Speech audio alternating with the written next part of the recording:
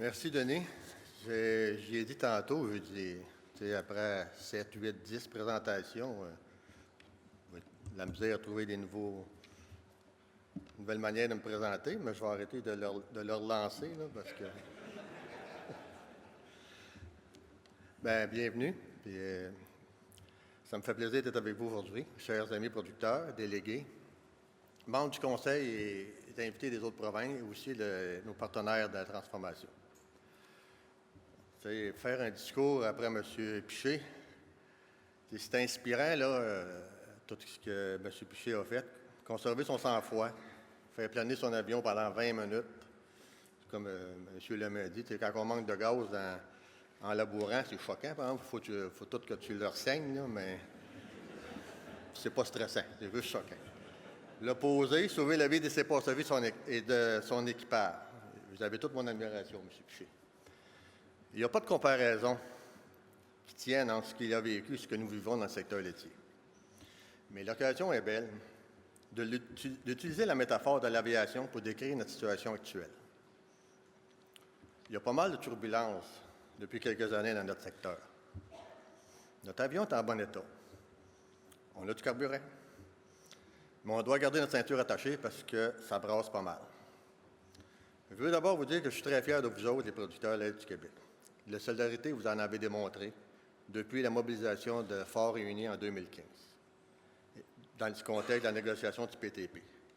Fier aussi de votre détermination à réclamer une meilleure gestion des frontières et l'application des normes fromagères au lait diafiltré.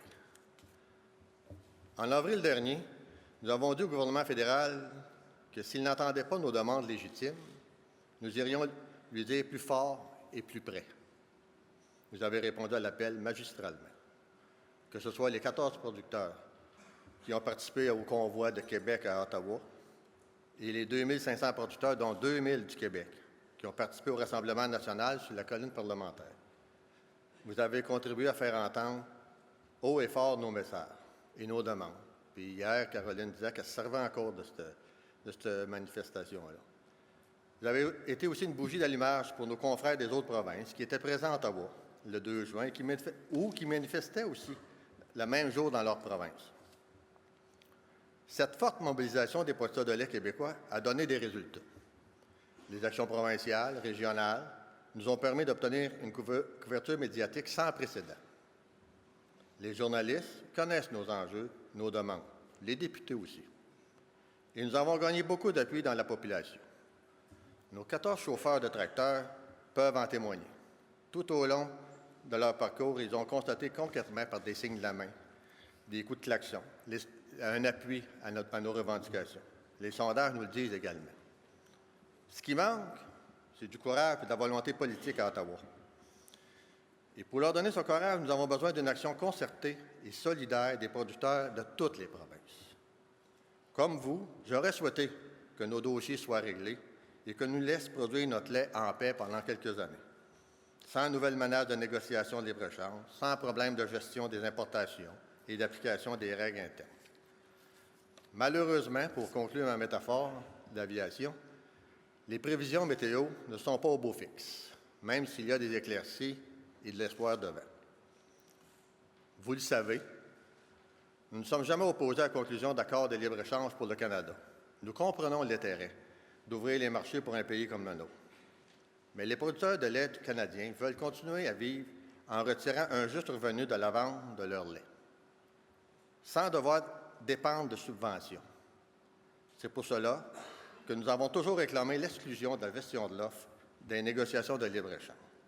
Avant l'ACG, le Canada l'a toujours fait. Tous les pays ont des secteurs stratégiques ou sensibles à préserver dans les négociations commerciales. Notre pays peut légitimement réclamer cette exclusion. Le Canada tenait beaucoup à conclure cette entente avec l'Europe.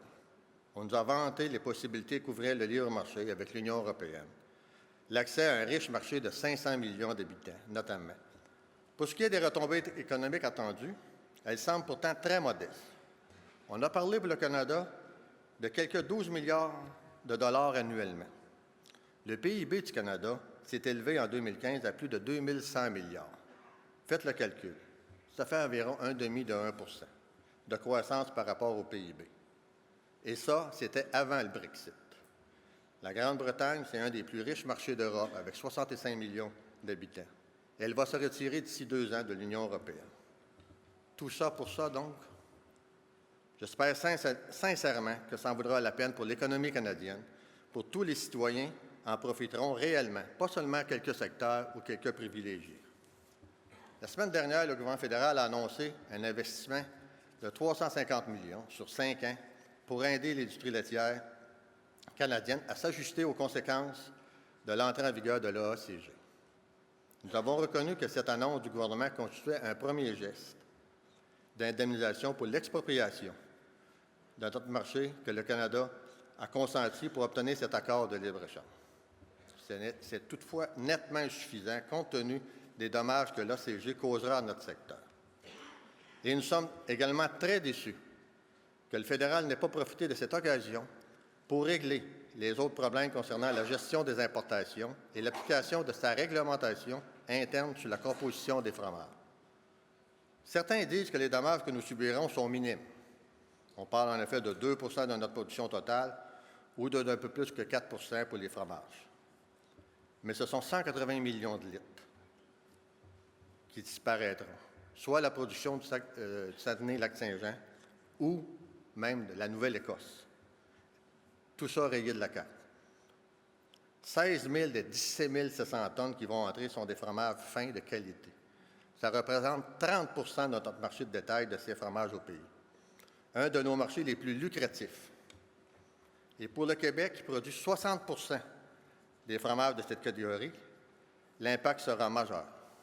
Depuis 25 ans, nous avons assisté à l'éclosion du secteur de fromagerie artisanale dans notre province, un secteur dont nous sommes très fiers à juste titre. Saviez-vous que les 52 fromageries artisanales du Québec, même si elles rayonnent et innovent beaucoup, ne produisent annuellement que 1 200 tonnes de fromage? Saviez-vous que seulement la première année de la mise en œuvre de l'ACG, il va rentrer 2 667 tonnes de nouveaux fromages européens sur notre marché? Il y a de fortes chances que ce secteur fragile soit parmi les plus touchés. Les producteurs de lait, nous investissons collectivement 125 millions de dollars annuellement pour faire croître le marché canadien. On nous en a exproprié à perpétuité pour le donner sur un plateau d'argent aux fromagers européens. Si l'on peut vivre décemment de la production laitière au Canada sans dépendre de subventions d'État, c'est parce que depuis plus de 40 ans, les producteurs de lait se sont disciplinés. On produit tout le lait requis pour satisfaire les besoins du marché canadien sans plus. C'est un des 3 principes fondamentaux à la base de notre politique agricole, la gestion de l'offre. Les 2 autres étant un prix à la ferme basé sur un coût de production des producteurs efficace et un niveau d'importation contrôlé.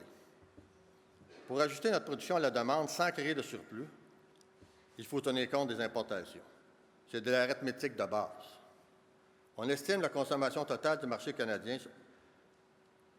On soustrait de ce qui est comblé par les importations et le solde, c'est le lait produit par les producteurs.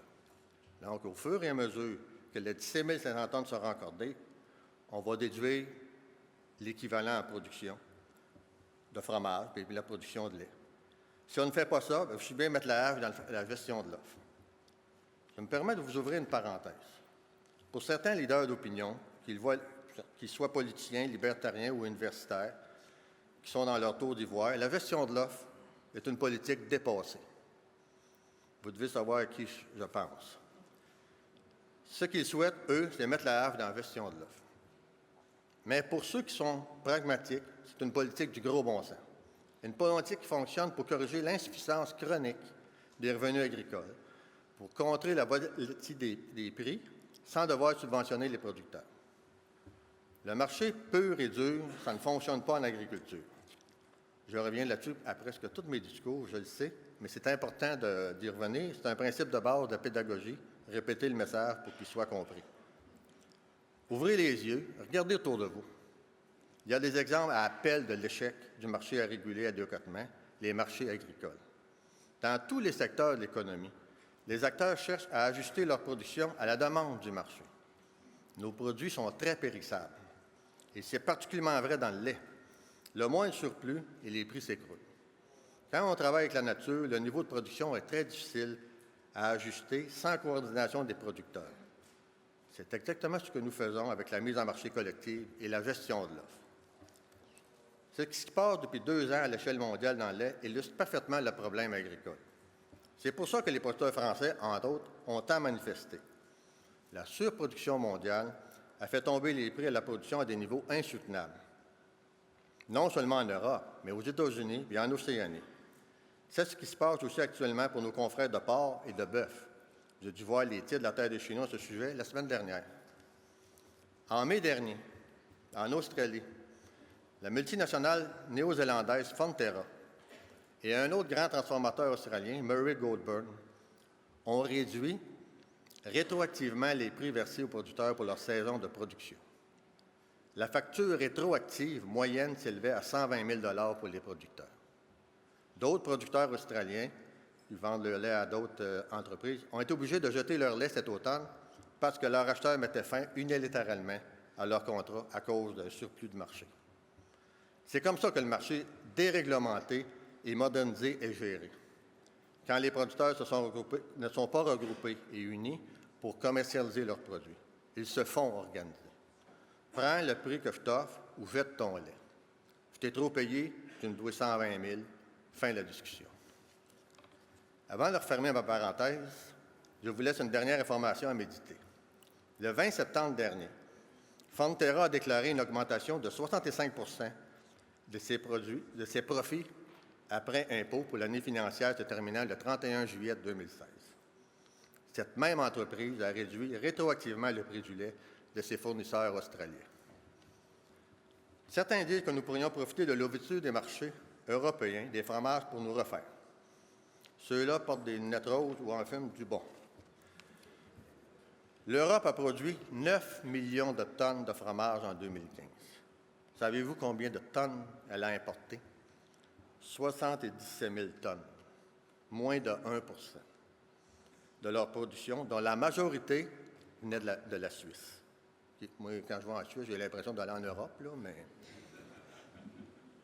Pensez-vous que leurs consommateurs attendent nos fromages malgré tout ce que Benoît en pense? Pourrions-nous exporter quelques milliers de kilos de fromage très spécialisés dans un très petit créneau exotique? Peut-être, mais je doute que ça dépasse l'anecdote. Ce n'est pas avec ça qu'on va se refaire. On sait peu de choses sur les programmes annoncés par le fédéral la semaine dernière, mis à part le montant, 350 millions, dont 250 pour les producteurs et 100 pour les transformateurs. Le ministre a dit qu'il tiendrait des consultations dans les prochaines semaines pour recevoir des propositions sur les modalités d'investissement. Il a dit ça dans sa conférence aussi, qu'il avait consulté les producteurs. Et je suis un qui a consulté, et je cherche encore celui qui a dit que 250 millions, c'était assez. Parce que ce n'est pas moi. Non, il a aussi dit que chaque dollar investi par le gouvernement devrait être accompagné d'un investissement équivalent du producteur ou du transformateur. Je l'ai dit au début de mon message, je le répète maintenant, et nous le redirons lors des consultations. Les sommes annoncées sont nettement insuffisantes, et si l'on tient compte des dommages perpétuels que nous subirons, nous demanderons une bonification de l'enveloppe. Le gouvernement précédent avait annoncé en octobre dernier des compensations étalées sur 15 ans, basées sur les pertes de revenus nets des producteurs à la suite de concessions de l'ACG et du PTP. Sur cette base, en tenant compte seulement des pertes dues à l'ACG, il faudrait entre 750 et 1 milliard de dollars, seulement pour indemniser les producteurs. En tenant compte de l'argent que les producteurs devraient investir dans la modernisation de leur infrastructure pour accoter celui du gouvernement, on parlerait de 1,5 à 2 milliards d'investissements, des dollars qui créaient de l'activité économique dans toutes les régions du Canada. Parce que nous, on ne délocalisera pas les emplois ailleurs. L'argent fera travailler les Canadiens et contribuera à faire croître l'économie canadienne. Nous souhaitons que le gouvernement écoute favorablement ces propositions. Le secteur de la transformation fera ses propres représentations. Mais j'aimerais tout de même recommander au gouvernement un principe qu'il devrait respecter. Les compensations devraient aller à ceux qui souffriront des importations, les fromagers. et le gouvernement devrait être particulièrement sensible aux petites entreprises artisanales qui sont les plus fragiles. Comme je l'ai dit tantôt, nous avions d'autres demandes, tout aussi importantes pour nous que l'indemnisation de nos pertes. Notre mobilisation des derniers mois visait à régler les problèmes de contournement des frontières, d'application de la réglementation de la composition des fromages. De ce côté, nous sommes très déçus du silence du gouvernement. Il connaît nos demandes.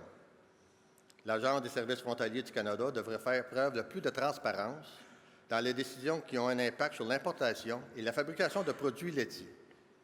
On pourrait éviter des erreurs de classement qui ont des impacts négatifs et souvent très difficiles, voire impossibles, à corriger une fois mis en place. Les produits sous version de l'offre devraient être exclus du programme de report de douane. Il existe déjà un programme adapté à notre secteur pour les entreprises qui désirent importer des produits de base pour une réexportation de produits finis.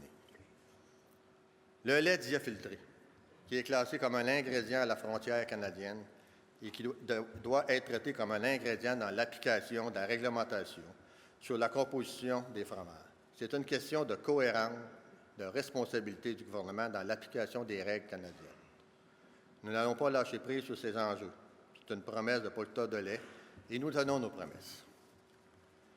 Comme je l'ai dit également au début de mon message, nous espérions tous pouvoir produire notre lait en paix pour quelques années sans nouvelles menaces. C'était avant l'élection de mardi passé. M. Trump, qui est élu à la présidence la semaine dernière. Cette élection a eu l'effet d'un électrochoc pour beaucoup de monde, incluant bien des dirigeants politiques dans le monde. Parmi les explications de cette victoire inattendue, plusieurs mentionnent le coup de gueule des exclus de la mondialisation. Les cols bleus, les ruraux, ceux qui ont perdu leur emploi dans les secteurs manufacturiers à la faveur de la délocalisation. C'est le dernier événement en date d'une série à la fin octobre. Il y avait eu le blocage de la signature de l'ACG par le gouvernement wallon. En juin, les Britanniques y ont voté majoritairement en faveur du Brexit. Dans les deux cas, les contre-coups d'un partage inéquitable de la richesse, créé par la libéralisation du commerce, la perception d'injustice, la perte de confiance dans les élites sont pointés du doigt.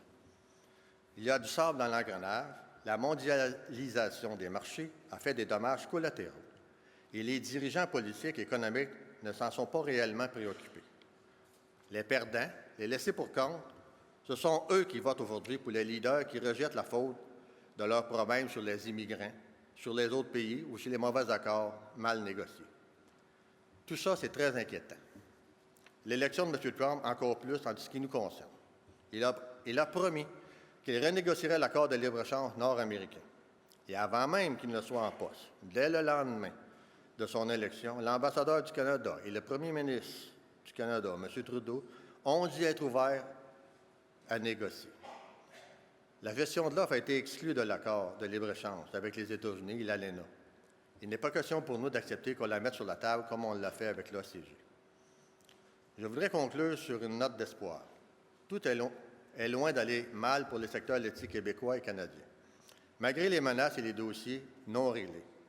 Des menaces et des dossiers réglés, il y en aura toujours et il va falloir faire avec.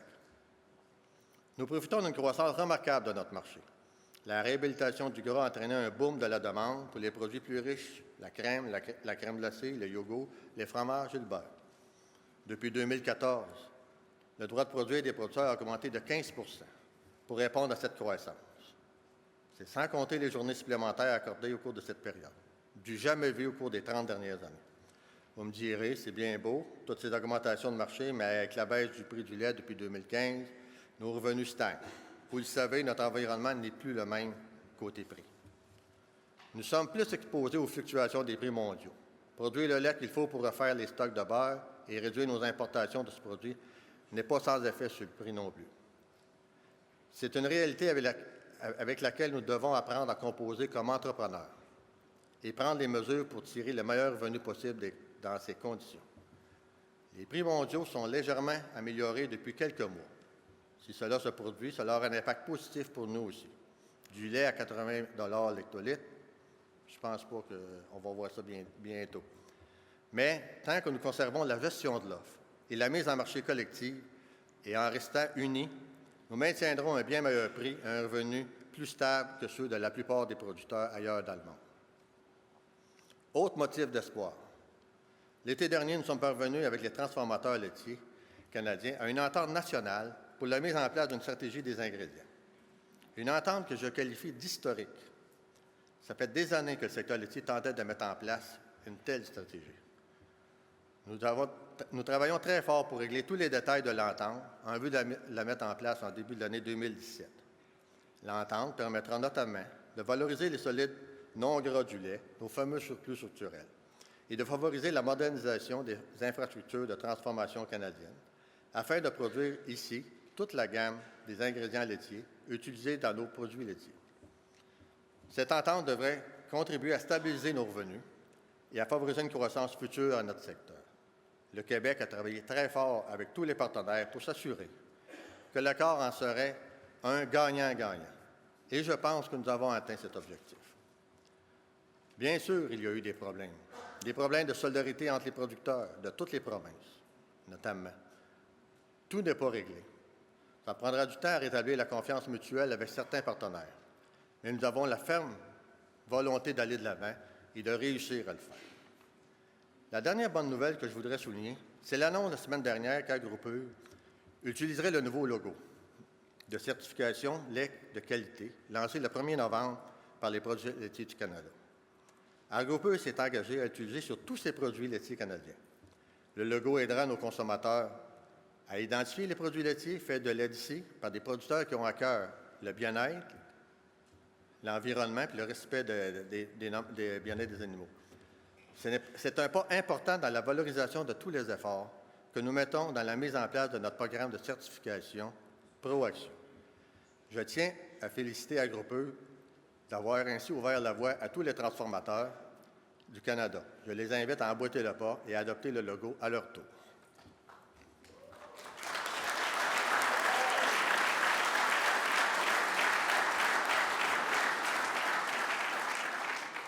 Chers délégués et aussi amis producteurs des autres provinces qui sont avec nous aujourd'hui, nous avons de grands défis devant nous. Il y a des menaces inquiétantes, mais il y a aussi de formidables opportunités. Le Québec veut travailler avec vous pour faire croître notre secteur de manière durable et rentable pour tous les partenaires. Nous sommes convaincus que nous sommes plus forts si nous travaillons tous ensemble en poussant dans la même direction. Les méthodes plus musclées du Québec ne sont pas dans la culture de tous. Nous sommes prêts à accepter cette différence. Il faudra se tenir debout, apprendre à dire non quand l'intérêt collectif et les principes fondamentaux de notre système sont menacés et d'être d'une solidarité infaillible. Je suis convaincu que nous pouvons faire face aux défis, contrer les menaces et profiter des opportunités si nous sommes forts et unis et si nous sommes debout devant l'adversité. Merci.